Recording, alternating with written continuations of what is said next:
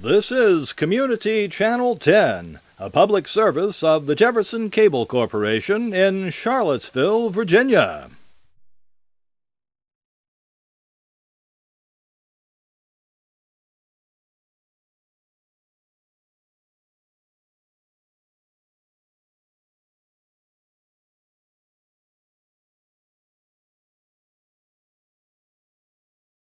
Hi, my name is Mike Leeson. As you can tell, we've got a little noise.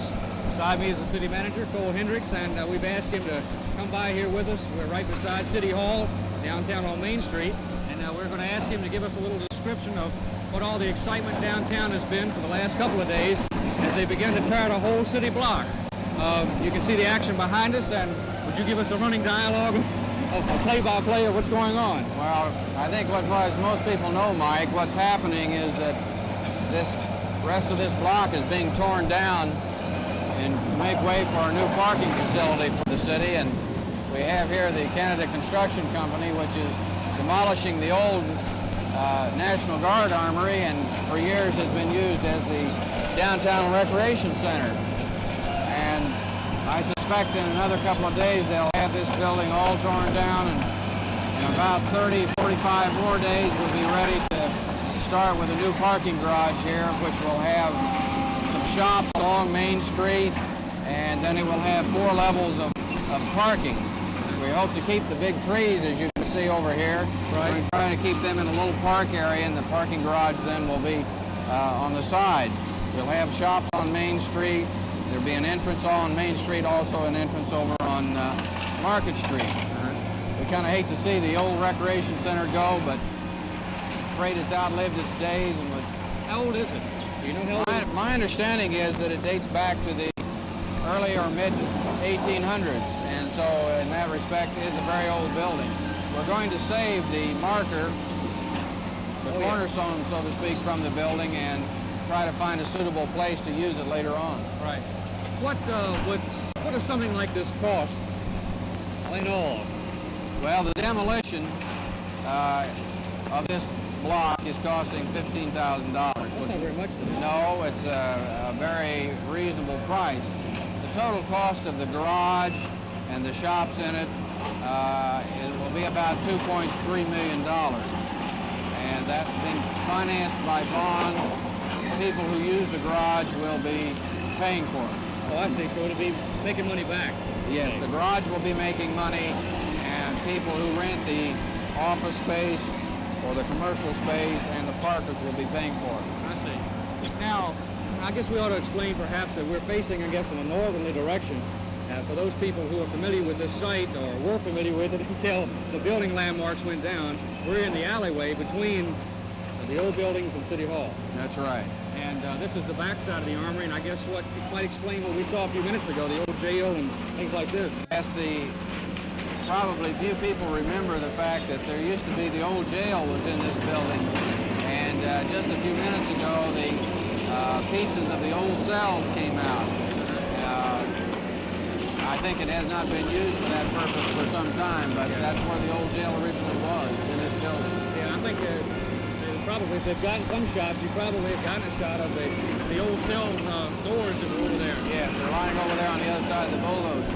I think, as someone mentioned this afternoon, this is the first time that people downtown on Main Street really could get a full view of this side of City Hall. They've probably never seen it before like this, and of course after the garage is built, they won't be able to see it again. Now, we want the garage, I understand from the plans, will look something like City Hall. It will be very much like City Hall in its architecture, so that it blends in well with the City Hall building. It'll also blend in with Dominion Services building, and will be very compatible in terms of its architecture.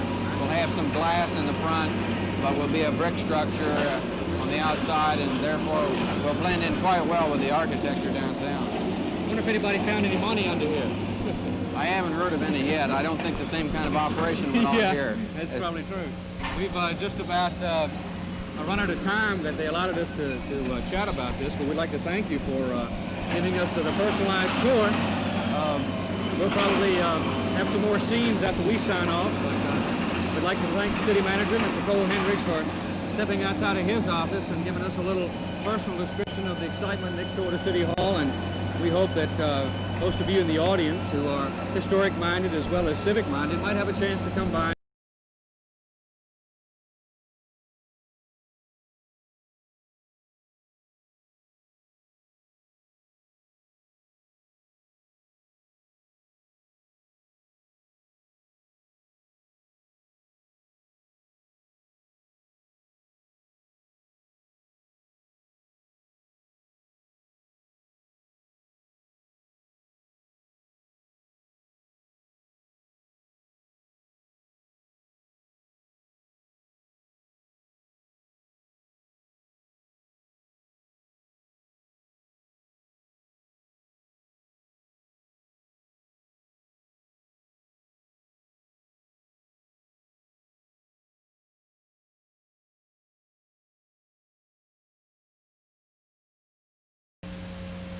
The city parking garage became a reality, and the mall became a controversy. Not only was the opposition from merchants a growing concern, but economic instability plus a disastrous fire took their toll. Probably the greatest setback was the conflict of interest ruling handed down by Virginia's Attorney General, which left the vote on the mall concept to only 2 councilmen. The future of the city's heart and of the mall concept hinged entirely on their decision. This aspect of Charlottesville's city renewal follows this brief intermission. This is Charlottesville's Community Channel 10. Join Bernard Chamberlain and Mike Gleason for Community History, Tuesdays at 8:30 p.m. and Thursdays at 8 p.m. on Charlottesville's Community Cable 10.